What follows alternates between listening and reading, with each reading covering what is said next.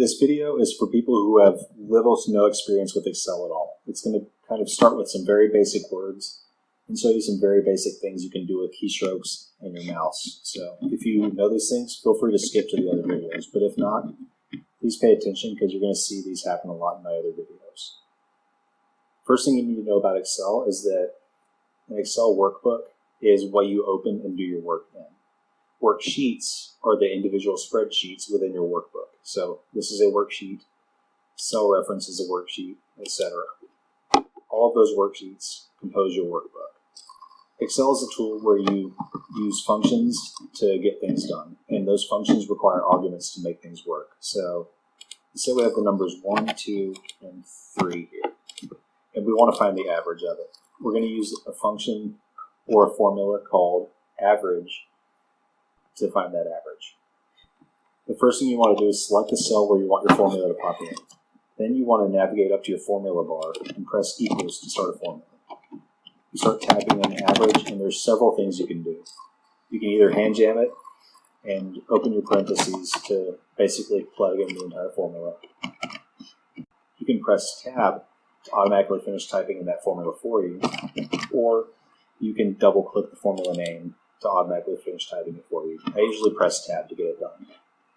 And that's how you use the formula bar to input your formula. Something else you can do is just go straight to the cell you want the formula to go into, press equals, and type in the formula that way. If you don't know what the formula's name is, but you know what you want it to do, you can go up to your formula bar, go to this little f of x symbol right here beside that, and insert a function. This is going to give you several options. It's either going to show you the most recently used formulas, or give you categories of formulas you can look through and find what you need. If you really just want to make that easy, you can also just search for a function. Let's say, I want to find the average.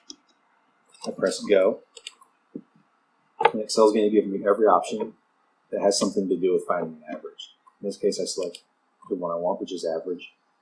It's going to tell me down here what that formula does, which is going to return an average arithmetic mean of its arguments, which can be numbers or names, arrays, whatever. I press OK. So that's how we find our formula. The next thing we need to do is add our arguments. An argument is basically something that makes a formula work in Excel. In this case, to make the average formula work, we need to put in the 3 arguments 1, 2, and 3. You can either do that by hand, by selecting cell A1, cell A2, cell A3, and so on, and then pressing OK to get your answer. Something else you can do to save yourself some time is just highlight the cells you want to solve that formula for. In this case, the only argument you would have is A1 to A3. You wouldn't have the other 3 arguments in place that we had a second ago. Excel is going to give you that formula result here before you even run the formula. That way you can see if you have an error or something like that. We're just going to press OK, and we see that Excel ran the average function for us and found the average of 2. Those are some basic ways that you can type in a formula or search for a formula if you know what you want to do but don't know how to do it. And that's going to be very useful information as you get into Excel. Next thing we'll do is show you some basic mouse movements. So you have a cell here that has the number 1 in it. To copy paste something, I move my mouse till I get the little black cross and then drag over.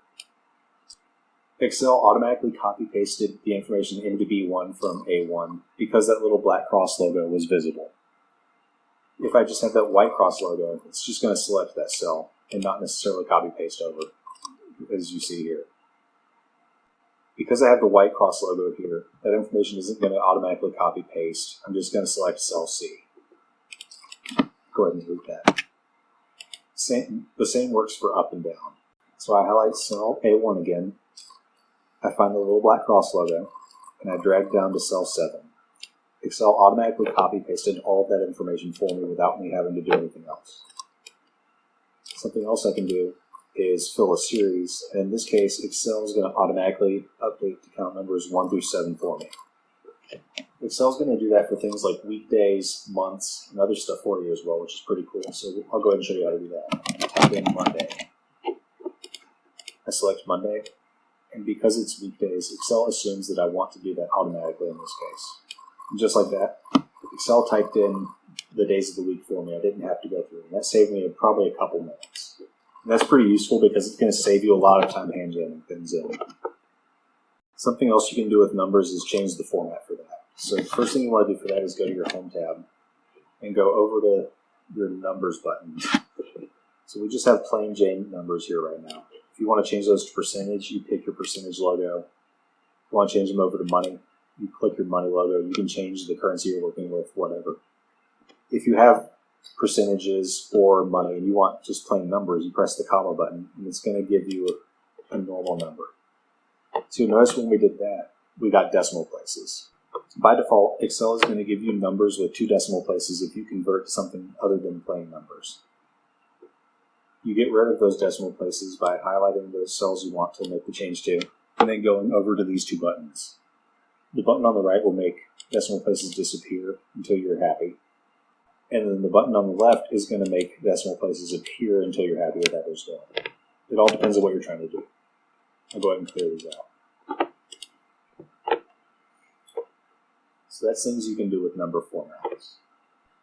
So now we're going to go into some useful keystrokes. The first thing I'm going to show you how to do is select every cell between a start and an end point. So between A1 and A7, I can either highlight all of those cells together and select them all, or I can select cell A1, go down to cell A7, shift, click, and Excel will automatically select the cells between those 2 cells for me.